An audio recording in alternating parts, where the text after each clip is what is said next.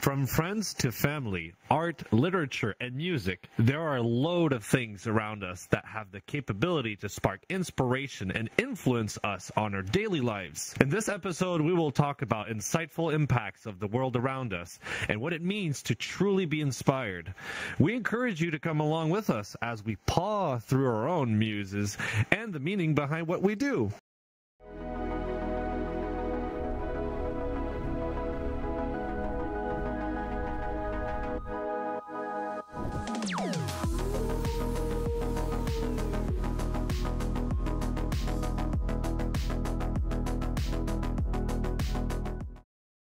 I'm ArcaDad. I'm Revenge. And I'm KitKlawson. So, what does it mean to be motivated, and what does that personally mean to you? Why don't we start you off stream? Being motivated is having a deep or profound desire to accomplish something. It can be either a task, a project, homework. It can be multiple things, and it's just wanting to do something. Sometimes it's easier than others. Some projects take more time, some are short, but basically it comes down to that. Being motivated for me is something that you want to achieve. Something that you want to reach for. It's something that you set a goal for yourself to thrive for and be passionate about. For someone, just to get up in the morning, to go strive for a goal that they want to achieve that day, or something that they want to do in their lifetime. For me personally, being motivated is just setting something for you that day and then trying to achieve it. And if not, just try for it again the next day. So is there anyone or anything in your life that's really had a long-lasting impact that continues to drive you, though? Yeah, there's been quite a few things. Pretty much the friends that I have, that I've gotten to meet, being introduced to new things, being brought into fandom. It's really motivating for me to continue on and try to encourage myself to try something new, or don't be afraid to meet new people and experience something. It really has a long-lasting impression for just to be able to be more of myself, and it's very motivating for me just to have the friends and the family, this furry fandom, just having everyone near me. It's just motivating for me. It's kind of a hard one. I struggle a little bit. I try to do my homework a little bit before the show, and it's a hard one. But oh man, no, this is tough. Like, I was looking over the questions too, and I don't know how I would answer some of these. There are many days where I wake up and I'm not sure what keeps me motivated. I just know that I've got things to do and I gotta do them. It sucks sometimes being an adult because you have responsibilities and you just have to do it. Me, I think the thing that really keeps me going is my lifelong dream of becoming a father and having children of my own. I think that would be my answer for me. The reason why I'm trying to push Streams Toys and stop doing my current job where I'm working at, and it's because I want to be a father at home. I want to take care of my children, and I want to be able to, work from home, do my orders, and be able to still provide for my family, at the same time, because I'm young, I'm 32, but I'm at the point where I'm sick and tired having to wake up at 6:30 in the morning, 7:30, being tired all the time. I literally walk into the studio today and I felt like if it wasn't burnout, it was really goddamn close. My husband told me something that I'm still thinking about it as I'm speaking, and he said, "You're trying to sprint a marathon." And that it cannot be more than true. That's literally what I'm doing. So I have to accept the fact that it's going to take a little while. I have to be patient. I have a lot of stuff, but I'm focusing on my lifelong goal of being a father. And I also am very inspired by my husband because he works 60 hours a week and he loves what he's doing and he's passionate and he never stops and he's amazing. He's tired. He needs vacation just like I do. We both have a lot of stuff going on and we need to work a whole lot to prepare our future. Being married to a man and having children is not really the easiest and cheapest thing to do. It's expensive. You know how it is in Canada. The housing market is quite bad. So we need to double down, both of us, but we keep our target in mind while we're working those overnights and all that stuff. So having a good objective can get you through the worst parts. When you do feel overwhelmed, how do you work yourself out of that so that you don't work yourself into like a block, whether it's like a writer's block or whether you just don't have anything left? Honestly, usually it's hard to recognize it, but taking breaks is really important. Very, very important. And I think it's important to take a break and do something else. You know, change your mind completely, take a shower, take a nap, a break, anything, and then come back later with a fresh mind. You'll be able to find solutions better, work around your blocks that you have.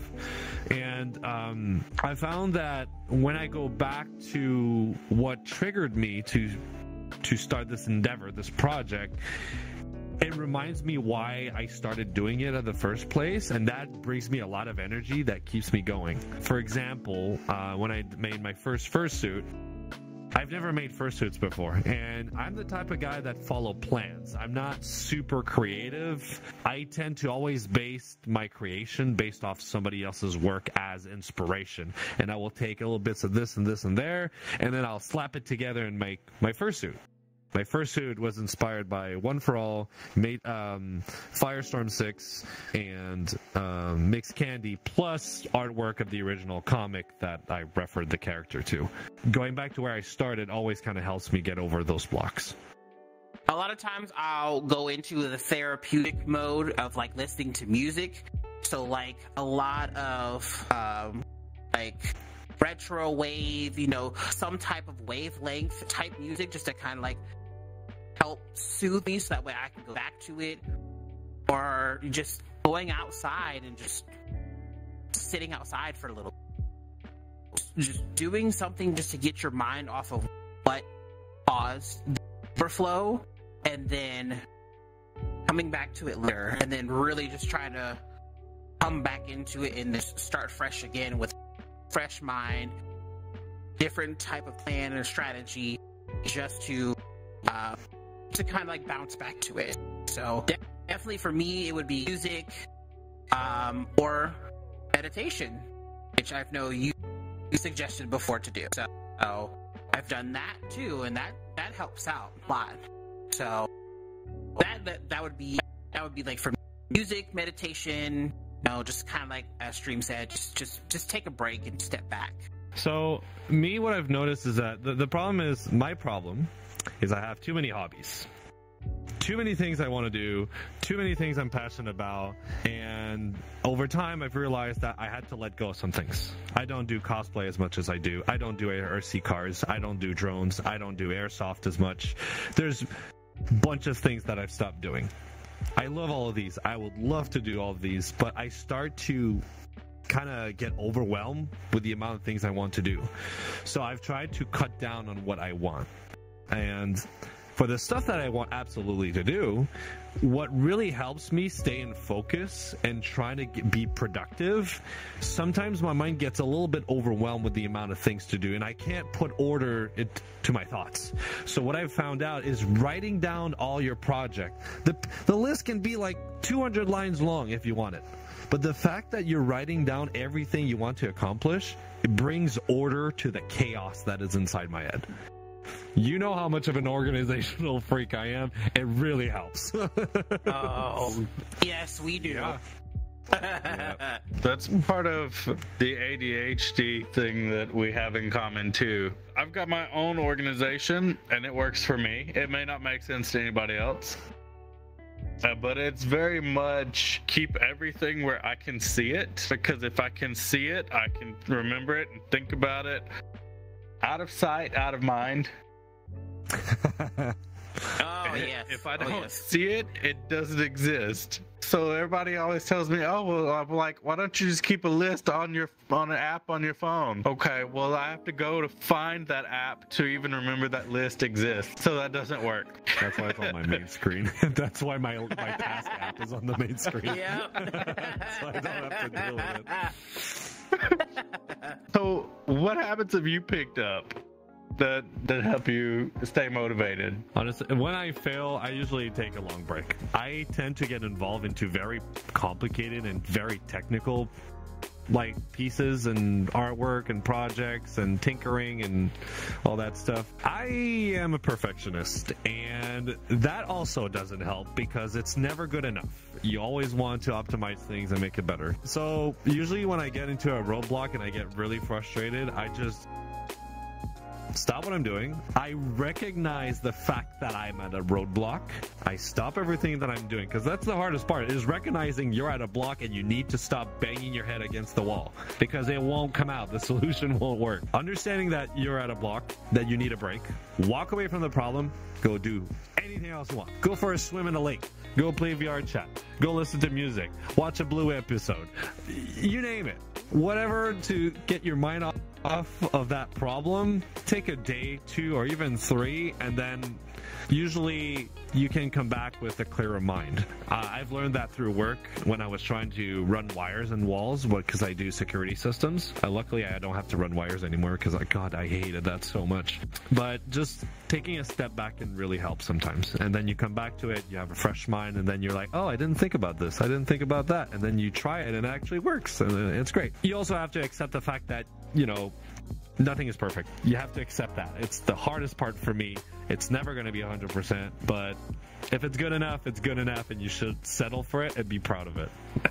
So yeah. Also, one thing I always tell myself, every time you fail, every failure will bring you one step closer to success. So don't give up.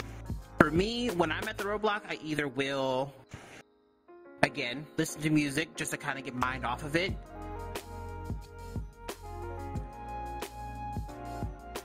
So doing the research for that, figuring out how to make them, what type of sewing machine I need to get, what type of fabric to use, the patterns. The new habits for me, those are just the smaller ones.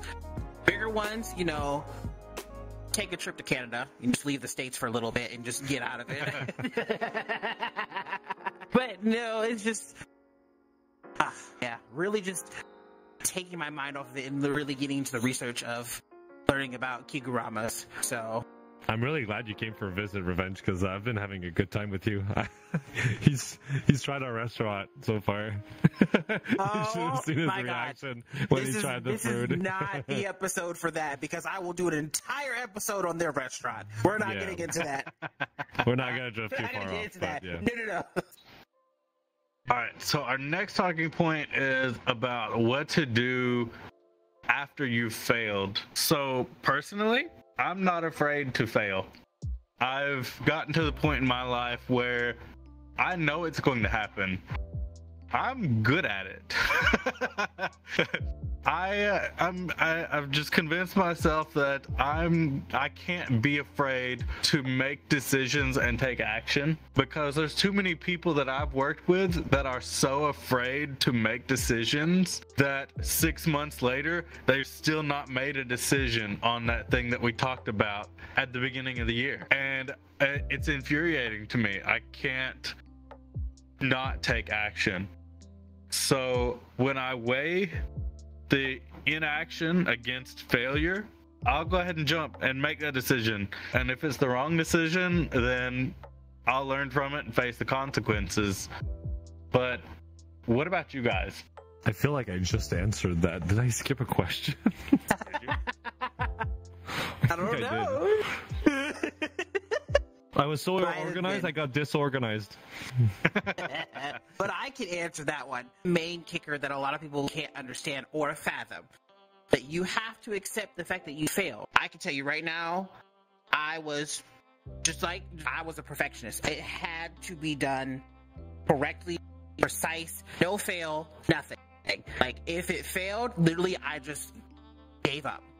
and just threw everything away and then just went on to something new, didn't even look back. But now, getting more into the confident side of myself and being able to accept that I have failed at something and I need to figure out a new strategy for it, it's just accepting back that I have failed at this, but I'm not going to give up on it. I can add to that by saying that, you know, every failure is actually an opportunity to learn. Me, every time I've done something and it didn't go my way, the next time I came back, it was slightly better. And then that one failed, but a little further down the steps, I started over, even better. So every time I had a failure and I tried it again, I got closer to success. And I'm actually glad I didn't give up. I just kept on going. But you know, sometimes you see this, like, you know, painters, they're painting this canvas, and then you'll see they'll take 2-3 steps back, they'll look at it, and then they'll come back, they work on it. You kind of need to do the same thing. Sometimes you need to take a step back, see where you're at, see where you're going. Are you on track or are you not? And if you're not, then correct it. And if you are, I'm like, okay, I'm in the right way, and then go for it. You still might hit a roadblock, but that's just part of things. The worst thing you can do is to give up. Don't give up. Take a break, but don't give up. I can't tell you how many times when I was working at the bakery previously. Okay, so I like to say that I am a talented, self-taught cook. That is different than baking. I am an awful baker. I'm so bad at baking. I'm holding back to say something right now. No, I know what you're gonna say. No. I'm not even good at baking, but I can't tell you how many times I messed up scones. We had blueberry and lemon scones, and they were made from scratch.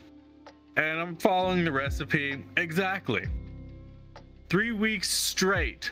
Instead of rising up nice, they spread out and they're flat and soggy looking. And I'm looking around like, I don't know what I'm doing wrong. What am I doing? And they finally walked past me while I was making them. And they're like, oh yeah, it's because you're using your hands. I'm like, what do you mean using my hands? Of course I'm using my hands. Isn't that how you're supposed to work dough? They said, well, scones use frozen butter and the body heat from your hands is causing the butter to melt.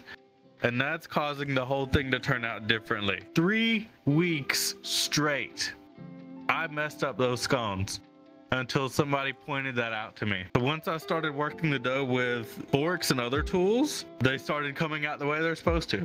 It's crazy. That's why I don't like baking. It's too exact. It's unforgiving. It's not a skill that I have. But in regards to failure and motivation, like that's what you got to do. You got to keep trying, and if nothing you try works, ask somebody else, because they might see what you're doing wrong when you yourself can't see it. As a good saying would be, closed mouths don't get fed. So yeah. Oh my God, I don't ask for help enough. I really don't do that. I should. You're so right. But I mean, with that, yes, you know, it is hard for a lot of us to ask for help because we don't want to feel like we are a burden, or we don't want to feel like, you know, oh, we always gotta just prove to ourselves that we don't need the extra help or anything like that. I wonder if that's a trait from like toxic masculinity. We're guys. We've got to be able to do it all by ourselves. You know what? Might be right. I don't know. Probably, yeah. we feel like we have this pressure on ourselves and we have to do everything on our own. I kind of relate to that. I feel like I got to handle. I don't let people help me. I should, but I don't want to put them through that burden. I don't want people to. I don't. It's like, if it's gonna sound really freaking selfish, but sometimes, you know, there's a saying that says, you know, don't do to others what you don't want people to do to you. Sometimes I don't want to be bothered, so I don't want to bother other people. It's a really bad way of saying, of like seeing things, and I should definitely not be doing that, because like I get involved into so much time. I have so many things that I need to do and to get done that I don't feel like I have to give it back somehow. Like, I know that's coming out all wrong. This is coming out all wrong. If something happens and I'm being in a moment where I need to be productive, and then you're asking me for a service back, I feel like I'm going to be an absolute idiot and a bad person, not to say swear words, for refusing because I'm trying to do things. So I try to minimize. Yeah, I feel like obligated. Exactly. So this is the biggest example, okay? And the biggest example is I don't want my friends to ask me to help them move out. I hate moving out. Therefore, what I do is I hire a moving company so that I don't put the burden of having to ask my friend for that, because I know they're going to ask me back at some point. So I don't know, would you call that selfish or self-centered, or I just don't want to bother my friends because nobody likes moving. Nobody's fun, and I don't want to bother my friends with that. So it's so weird. Oh my god, it's a weird mindset to be in. I hate that so much. So this is why I struggle to ask for help. Is I don't want to be a burden. I don't want to be needy. Like you owe somebody. Yeah, exactly. I think that's it. That would be it. I want to, because I'm grateful for what everybody does here. You guys during the Streams Toys party at FWA, you guys were freaking fantastic, and I can't thank you guys enough. And I feel like I owe you guys something because you helped me out so much. I don't know how I'm gonna do it. I'm gonna figure something out. So, no, that's the thing. Don't owe anybody. But we love doing it. The other part of that is you didn't ask us. True, that's true. You guys just came in with it just like took over this event. I was like, damn, what's happening? We came in like a brainstorm behind my back. Sakura and revenge. Brainstorm stuff behind my back. But we came in like a tidal wave, and we made sure that we did our job, so that way you didn't have to worry. Yeah, we surfed that wave, man. It was amazing. It was so cool. Stay in the loop with the Top Dogs podcast by subscribing to our YouTube channel and ringing the notification bell. Follow us on your favorite podcast platform and hit that follow button to get notified about every new episode. Show your love by leaving us a quick rating and connect with our community on Discord and Telegram. You'll find all the links in our link tree below, and thank you so much for your support. Hey Top Dogs fans, want to snag some awesome perks while supporting us? Top Dogs Production is proud to be a public charity with a 501c3 tax exempt status. This means that all subscriptions and financial support are tax deductible, allowing you to contribute to our cause while enjoying some great benefits. Check out our server subscription on Discord or Patreon. Become a podcast supporter and get exclusive behind-the-scenes footage, join supporter meetups, and use custom hand-drawn emojis featuring the Top Dogs team, and chat with the podcast team and fellow fans. Plus, don't miss the new After Dog show for mature audiences at just $2.99 a month. Craving more? Upgrade to the Podcast Supporter Plus for $5.99 a month and enjoy episode voting, suggest podcast episode, and join our live audience without needing a VRchat account or VR headset, as we now stream the live audience on our Discord server. Plus, get exclusive sneak peeks of upcoming ideas, merch drops, and much more in the future. To all of us that are currently supporting us, we really appreciate what you're doing for us, and we a heartfelt thank you from the bottom of our hearts. All right, so now heading into our question of the week. We asked our audience members, what are some things that personally keep you motivated on a day-to-day basis? Edward21 said it's their family and their friends, and they love seeing them happy. WearTech also said family and friends, and their German Shepherd. Aww. And Gundy_art said it's the delusion or hope of living off of their art. And they're not sure if delusion or hope is the same thing or not. Oh my, okay. I think you have a dream, keep dreaming. That's okay. Yeah. That's not delusion. That's not a delusion. You have a goal, and it takes time to reach these goals. So keep going. Don't give up on that. What about YouTube? What are some of the things that keep you motivated day to day? That's a really good question. On a day-to-day basis. That's a tough one. Ooh, I don't know. Okay. What keeps me motivated, I can say that, for me, is being able to get up in the morning, be able to talk to the amazing people in my life, able to talk to two special people in my life. I am hopefully, and then just being able to set a goal for myself for the day and attempt to achieve it, which is very hard. But it's a work in progress. It's a work in progress. But we try to do what we do. But that'd be for me, as far as I know. I know for myself, at least, right now, as we film this episode, I am 12 days away from selling my house and moving 800 miles away. So my day-to-day motivation is get up and get all your crap put in boxes.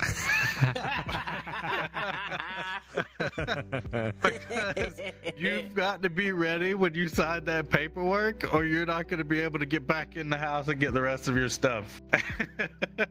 So true, so true. I got my clothes, I got my kitchen tools, and I got my video games. I don't have enough fingers. Wait a minute. You forgot something of importance. You said you have your clothes, your video games, and your kitchen tools.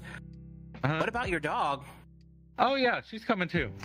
Wow, you forgot your dog? That's so mean. No. You know, for me on my end, I always I always keep in mind my target of being a father. But one thing I'll tell you, I'll change the question a little bit. What I don't know how to explain this, but I'll say one thing is that no matter how the day will go, good or bad, I know there's always going to be one good part, and it's that moment I fall asleep cuddling my husband, and then Jet is like cuddling with us and spooning with us. Like, he does this thing where he goes like, he kind of like just like leans, so we're all three together. And yeah. Yeah, and, I got to experience that. Yeah. And waking up with Jed like, oh, you're awake? Belly rubs every single morning. So it helps me to get up in the morning. It keeps me motivated.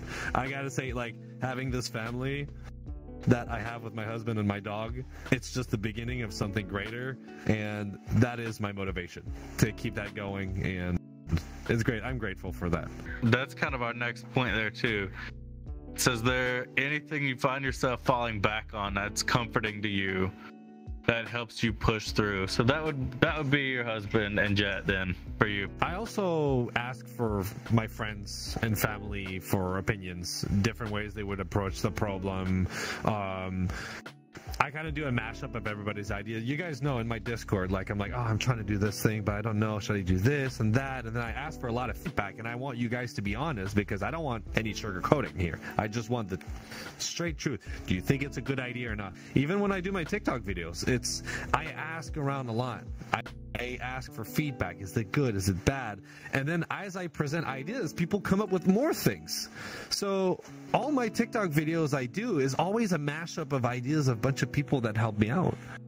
And like, if you look at the numbers of views on my TikTok videos, they're all like in the thousands. And it's because I put a lot of time and effort into it. And I ask for help. I ask for advice. So it's always fun to have somebody and people that you can count on when things don't go your way, or you're unsure about something, so that you know you're giving it your full best and you're proud of what you're doing at the end and what you're delivering. There are two people in my life that I am actually to be part of. I fall back on them a lot because they do give me a lot of great advices, tips and tricks on how to handle a situation, how to structure this. They are very good with computers, and I am not. So I get a lot of advice from them as well. I really fall back on them, but I also fall back on everybody else, friends, my family, Top Dogs podcast. There's a lot of aspects of I really, so it's really comforting to know that I have these options, if that makes sense. Okay. Now, what advice would you give to someone so they can focus on what's important and stay motivated? Ooh, that's a good one. I have diagnosed ADHD, and I also have diagnosed with learning disability. So it's very hard for me to set something and stick to it, because literally when I stick to something and all of a sudden, squirrel, oh, shiny. You know, there's all these distractions, and it pops me off of the track for me to try to get back on track. And it's very, very hard. So my advice to anyone when it comes to like achieving anything, it's kind of like what Stream said, you know, write a list, write it down, figure out what the priorities are, and then work your way down the list. Again, take breaks and, you know, do what you have to do if need, but just write it down so that way you have it with you.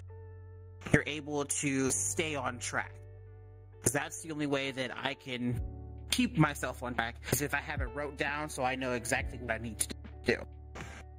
I've mentioned it earlier today, but my advice is very simple. Recognize the fact that you're hitting a roadblock and take a break. Come back to it later. And don't hesitate to ask friends, family, loved one, close ones, somebody you know that has the technical skills that could probably help you. And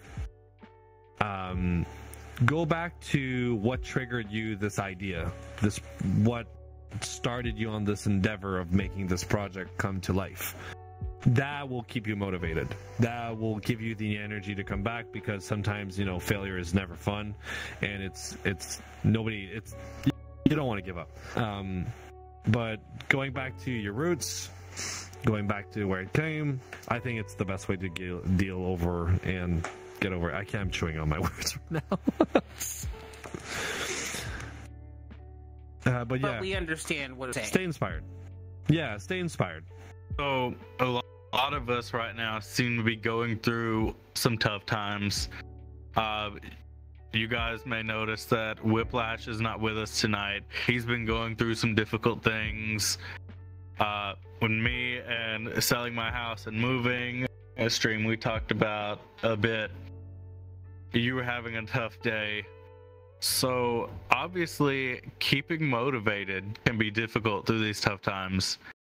How do you stay motivated when it seems like the sky is falling? How do you stay motivated? Probably at the stage where you feel like the world is crumbling and the sky is falling, you're probably pushing yourself a little bit too hard. Whether you like it or not, even if you have responsibilities and things you need to get done now, you have to stop. It's okay to take a break. If somebody's gonna guilt shame you for it, they're not meant to be your friend. They don't respect you. Okay, they can go fly a kite. But stay true to yourself and don't hesitate to ask for help. There's a lot more people that care about you than you think. And going on vacation can be a good thing, because you kind of force yourself to stop. When you're outside the house and you're out, you can't really go back to your projects because they're a few miles behind you. So yeah, going on a vacation on a trip is definitely a good thing. I'm looking forward to going to Las Vegas on the end of August, because I'm definitely gonna need it. I'm really gonna need it. And yeah. We're not gonna sugarcoat it. It's very hard to stay motivated on pretty much a lot of stuff. And for me, when it comes to how I stay motivated, it's just literally my friends, my family, asking help, music. That literally pushes me to continue throughout the day. If there wasn't any of that I had, it'd be just this whole sky is falling, whatever, I give up. It's just done. No. But, you know, it's hard to stay motivated, especially when everyone's going, but lending out a hand, asking for help, having your friends there, getting advice from them, listening to your favorite type of genre, you know, getting yourself moving, going out for a walk, you know, walking on the beach, you know, doing something just to keep going today. Because yes, the sky is falling. Yes, there is so much stuff going on around the world. Can't let that deteriorate from what motivates you to continue forward. To wrap things up here, I want to hear from each of you. Are there any phrases or words that you repeat or tell yourself that help you push through tough situations? Every failure brings you closer to success, and the worst thing you can do is to give up. Don't give up. Take a break. Do not give up. Also, for all the perfectionists out there, perfection does not exist. It will never happen. So accept it right off the bat and move on. I can guarantee you, Leonardo da Vinci, his painting in his eyes was not 100%. Any Van Gogh, all of them, nobody will ever tell you that their paintings, their artwork, that it was 100%. It will never happen. There's always going to be a flaw. If you do get it, good for you. I'm really happy you succeeded. But when you're a perfectionist, nothing is ever perfect. Laugh it off. It helps. It's the one that from the last episode that I did. It's the one that I do after I end my streams. You know, you choose your destiny. Don't let anyone choose it. You're going to walk down this path. You're going to get to give advice, you know, and try to tell you which way to go and everything like that. You know, you can either accept the advice or not. That is up to you. It's your choice. But it's your destiny, and you're choosing it. You're not letting anybody else choose it. And I'm very happy I say that saying, but also does like a reset for me. And it's like, okay, I'm making my own destiny, and I'm not letting anybody else choose it. I think whenever your motivation is running low, and pay attention, stream.